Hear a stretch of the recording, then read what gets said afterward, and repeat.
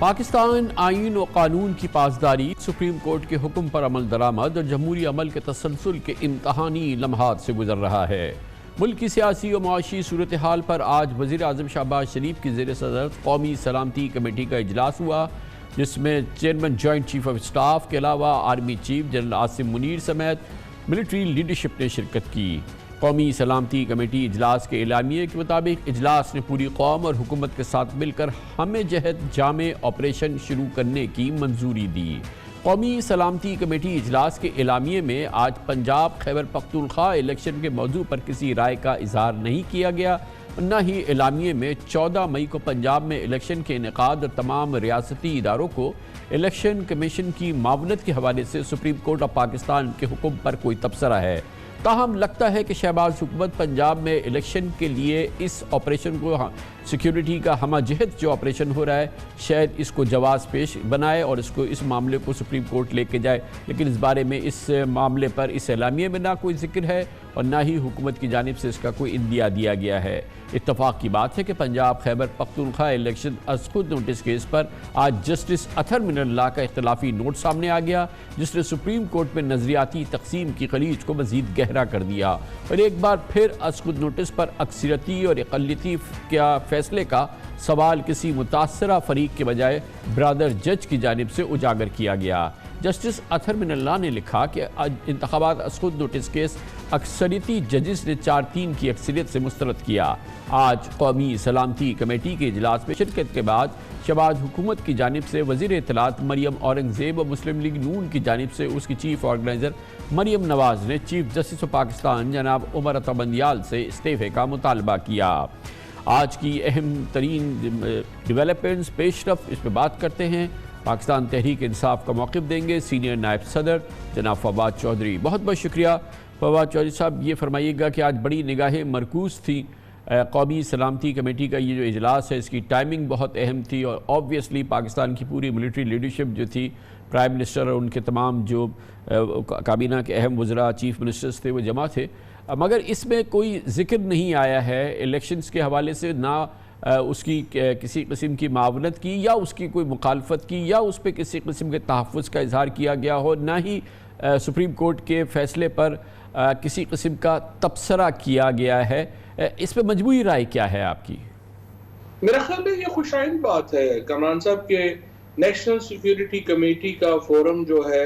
اس کو ایک جس طرح سے حکومت میں شامل جماعتیں اپنے سیاسی فائدے کے لیے استعمال کرنا چاہتی تھیں اور یوں لگتا تھا، یہ احساس پایا جاتا تھا کہ ملٹری لیڈرشپ کو پاکستان کی سیاسی اور جوڈیشل لیڈرشپ کے بالمقابل لا کے کھڑا کرنے کی خواہش ہے، اس اعلامیے سے وہ بات ظاہر نہیں ہوتی ہے۔ اور نیشنل سیکیورٹی کمیٹی جو ہے اس کا ایک اپنا آئینی اور قانونی ایک قانونی اس کی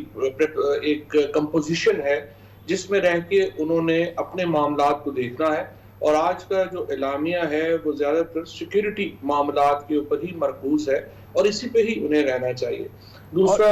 یہ بات ہے کہ وہاں پہ سیکیورٹی کمیٹی کے جو ممبران ہیں ان کے علاوہ ممبران بھی مدعو کیے گئے تھے جیسے وزرائے اعلیٰ ہیں، اور یقیناً انہوں نے اپنے اپنے صوبے کے معاملات بتائے تھے۔ حکومت کی طرف سے یہ تاثر دینا کہ پاکستان ایک بنانا ریپبلک ہے جو بنیادی طور پہ اتنی کمزور ہو چکی ہے کہ وہاں پہ انتخابات بھی نہیں ہو سکتے، اور ہم دہشت گردوں کے سامنے اتنے بے بس ہیں کہ پاکستان میں عمومی جو صورتحال ہے اس کو قائم رکھنا ہی بڑا مشکل ہے۔ یہ ظاہر ہے کہ ایک بڑی تشویشناک بات ہے، اور اگر میں سمجھتا ہوں کہ کوئی اور وزیر داخلہ ہوتا تو یہ کلیم کرنے سے پہلے وہ ریزائن کر دیتا، کیونکہ دیکھیں یہ ذمہ داری ہے حکومت کی کہ وہ پاکستان کے اندر جو معاشی اور سیکیورٹی پوزیشن جو ہے وہ بحال رکھے، اور اگر یہ حکومت خود مان رہی ہے کہ پاکستان کی معیشت بھی تباہ ہو چکی ہے اور سیکیورٹی سچویشن اس حد تک تباہ ہو چکی ہے کہ الیکشن تک نہیں ہو سکتے، ایسی حکومت کو قائم رہنے کا جواز ہی ختم ہو جاتا ہے۔ تو یہ فرمائیے گا کہ یہ جو ہمہ جہتی قومی آپریشن کی بات کی گئی ہے، ایک اور آپریشن کی بات ہو رہی ہے دہشت گردی کے خلاف، آپ کے خیال میں یہ مضبوط دلیل نہیں ہے اس بات کی کہ انتخابات کو مؤخر کر دیا جائے؟ دیکھیے کامران صاحب، سب سے بڑے آپریشنز تو 2013 میں ہو رہے تھے جب الیکشنز ہوئے، پھر 2018 میں الیکشن ہوئے، اور میں آپ کو یہ بات بڑی واضح ہے جو ہماری فوجی قیادت کو بھی اپنے ذہن میں رکھنی ہے اور سیکورٹی اسٹیبلشمنٹ کو بھی اپنے ذہن میں رکھنی ہے. آپ کو کوئی بھی آپریشن کسی کامیابی کے لیے پولیٹیکل کیپٹل کی ضرورت ہوتی ہے. عوامی حمایت کے بغیر نہ کبھی کوئی آپریشن کامیاب ہو سکتا ہے، نہ کبھی کوئی حکومت کامیاب ہو سکتی ہے. لہٰذا پاکستان میں اگر آپ استحکام لانا چاہتے ہیں تو سب سے پہلے آپ کو سیاسی استحکام لانا ہوگا، اور سیاسی استحکام کی واحد صورت الیکشنز ہیں. عوام کے سامنے سرنڈر کرنا ہوگا پاکستان کی حکومت کو بھی، پاکستان کے تمام اداروں کو بھی، اور پاکستان کے عوام کی خواہشوں کے مطابق سیٹ اپس جو ہیں وہ بنانے ہوں گے، اور ان کی جو انپٹ ہے اس ریفلیکٹ ہونی چاہیے پاکستان کے ہر ڈیسیجن میکر کے فیصلے میں. وہ تبھی کامیاب ہو سکتی ہے. یہ فرمائیے گا کہ آج ہی کے دن بہت امپورٹنٹ آج کا دن تھا، یہ قومی سلامتی کمیٹی کی میٹنگ چل رہی تھی. اسی دوران جسٹس اطہر من اللہ کا اختلافی نوٹ سامنے آ گیا، اسی از خود نوٹس کے حوالے سے، جس کے ذریعے سپریم کورٹ نے انتخابات کے احکامات جاری کیے گئے ہیں. اس کی بنیاد پر اسی میں انہوں نے یہ ذکر کیا ہے کہ یہ الیکشن کرانے کا فیصلہ جو ہے یہ مسترد ہو چکا ہے 4-3 سے. آج کے اس اختلافی نوٹ پہ جو جسٹس اطہر من اللہ کی جانب سے تحریر کیا گیا ہے، اس پر آپ کی کیا رائے ہے؟ آپ قانون دان بھی ہیں، آپ سمجھتے ہیں ان باتوں کو؟ اطہر من اللہ صاحب ذاتی طور پہ میرا بہت احترام ہے، اور میں سمجھتا ہوں کہ پاکستان کے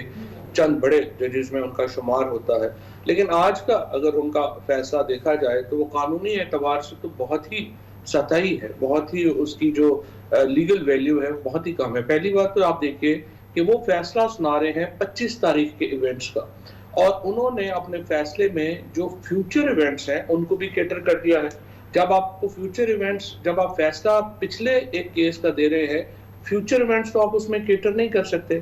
دوسری بات یہ ہے کہ جو ابھی تک ڈسنٹنگ نوٹس آئے ہیں ان میں کسی نے بھی جو 27 مارچ کا فیصلہ ہے جس میں 9 ججز نے یہ اس آرڈر کے اوپر دستخط کیے ہیں کہ جناب چیف جسٹس صاحب نیا بینچ بنائیں، اس کو کسی بھی جو اب تک کا نوٹ آیا ہے اس میں ایکسپلین نہیں کیا گیا. اب امید رکھتے ہیں کہ مظاہر نقوی صاحب اور اعجاز الحسن صاحب اگر اپنا نوٹ لکھیں گے تو شاید وہ اس کو ایکسپلین کریں کہ 9 ججز جب ایک دفعہ چیف جسٹس صاحب کو انہوں نے یہ اختیار دے دیا کہ یہ بینچ آپ تحلیل کر دیں اور نیا بینچ بنا دیں، تو ایک تحلیل شدہ بینچ کو وہ نئے بینچ کی پروسیڈنگز میں کیسے ریڈ کر سکتے ہیں؟ ظاہر ہے اس کے اوپر وضاحت آنی ضروری ہے جو ابھی تک نہیں آئی ہے. اوورآل جو ہمارا مسئلہ نہیں ہے کہ بینچ 2 ہوں یا 5 ہوں 7 ہوں، لیکن میں آپ کو یہ ضرور کمران صاحب آپ کی توجہ دلانا چاہوں گا کہ اب تک جو 8 رکنی 6 رکنی بینچ علیحدہ، خود چیف جسٹس صاحب اور شاہد وحید صاحب، 8 سپریم کورٹ کے ججز یہ طے کر چکے ہیں کہ بینچ بنانا چیف جسٹس کا اختیار ہے. اور اس سپریم کورٹ کی اس وقت جو 15 اراکین ہیں ٹوٹل، ان میں سے 8 اراکین اس موقف کے اوپر اپنا واضح جو فیصلہ ہے وہ دے چکے ہیں. لہٰذا اس پہ کوئی بڑی ڈیبیٹ ہے نہیں. یہ بھی فرمائیے گا کہ آج ہی کے دن بڑی اہم ڈیولپمنٹس، ایک جانب قومی سلامتی کمیٹی کا اجلاس، جسٹس اطہر من اللہ کا اختلافی نوٹ سامنے آیا، آج ہی ایک وکیل صاحب نے شکایت ارسال کی ہے سپریم جوڈیشل کونسل کو چیف جسٹس آف پاکستان کے خلاف. اس کی کوئی اہمیت ہے؟ کوئی اہمیت نہیں ہے. اور یہ کچھ لوگ جو ہیں وہ ظاہر ہے کہ مریم اورنگزیب نے جو پریس کانفرنس کی ہے، ایک مریم نواز کی خوشنودی حاصل کرنے کے لیے بہت سے لوگ یہ ایفرٹ جو ہیں وہ کرتے ہیں. جب آپ حکومت میں ہوتے ہیں تو بہت سارے خوش آمدید بھی آپ کا بیڑا غرق کرواتے ہیں. تو یہ انہوں نے ایک ایفرٹ کی ہے جس کا ظاہر ہے کہ کوئی نہ قانونی طور کے اوپر کوئی اس کے پاؤں ہے، نہ ہی اس کا کوئی عمل ہوگا. اور خصوصاً جب چیف جسٹس اپنی اکثریت پہلے ہی ثابت کر چکے ہیں تو یہ اس طرح کے اقدامات سے حکومت، یہ پہلی بار نہیں ہے کہ حکومت اور جوڈیشری ایک پیج پہ نہیں ہے. اور مجھے امید یہی ہے کہ یہ جوڈیشری اس وقت جو بندیال صاحب ہیں، اس میں کوئی شبہ ہی نہیں ہے کہ وہ پاکستان کے چند سب سے پاپولر ترین چیف جسٹسز میں سے ہیں، اور اس وقت سپریم کورٹ کے پیچھے پوری قوم کھڑی ہے. اور یہ جو فیصلہ تھا جس کے تحت 14 مئی کو الیکشن کال کیے گئے ہیں، ابھی تک آپ کے خیال میں یہ مکمل طور پہ انٹیکٹ ہے، قابل عمل ہے، اور حکومت پہ لازم ہے کہ اس پر عمل کرے؟ دیکھیں، اب جو بڑا سٹیپ آنا ہے وہ تو یہی آنا ہے کہ کیا پرسوں حکومت یہ پیسے ٹرانسفر کرے گی، یعنی جو سیکرٹری فائننس ہیں وہ یہ پیسے ٹرانسفر کریں گے یا نہیں کریں گے. اور اگر وہ نہیں کریں گے تو ظاہر ہے پھر اگلا مرحلہ شروع ہوگا جس میں کہ وزیر اعظم کو توہین عدالت میں سپریم کورٹ میں بلایا جا سکتا ہے اور ان کو ڈسکوالیفائی بھی کیا جا سکتا ہے، جس طرح سے یوسف رضا گیلانی صاحب کے کیس میں ہوا تھا. یہ بات تو بالکل طے ہے کہ آرٹیکل 190 اور آرٹیکل 204 میں سرحد سے یہ بات کر دی گئی ہے کہ سپریم کورٹ کے حکم کو ماننا تمام ایگزیکٹو اور جوڈیشل اتھارٹیز پر لازم ہے، اور جو بھی سپریم کورٹ کے احکامات کے اوپر عمل درآمد میں ناکام ہوگا اس کو آرٹیکل 204 کے نتائج کا سامنا کرنا پڑے گا۔